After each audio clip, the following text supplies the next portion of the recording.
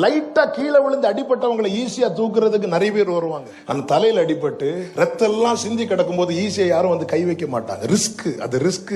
ஆமா, என் லைஃப்ல கத்த ரிஸ்க் எடுத்தார். என்னை தூக்கும்படி கை நீட்டினார், அந்த கையில ஆணியை அடித்தார்கள். என்னை மார்போடு சேர்த்து அணைத்தார், அங்கும் ஈட்டியால் குத்தினார். அவர் பாதத்தில் எனக்கு இடம் தந்தார், அந்த பாதத்தில் ஆணிகளால் அடித்தார்கள். என்னை குறித்த நினைவாய் அவர் இருப்பதனால அங்கு முட்களா. என் லைஃப்ல ரிஸ்க் எடுத்தார், ரிஸ்க் எடுத்தார். அவர் சொல்லுகிறார், ஆமே, உன் காலம் பருவ காலமா இருந்தது. நான் என்ன செய்தேன் தெரியுமா? என் வஸ்திரத்தை உன்மேல் விரித்து. சிலுவையிலே அவருடைய வஸ்திரம் உரிக்கப்பட்ட அதே நேரத்தில் என்னுடைய நிர்வாணத்தை மூடும்படி அவருடைய வஸ்திரம் என் மேல் விரிக்கப்பட்டது. இவ்விதமாய் நீ என்னுடையவளானா.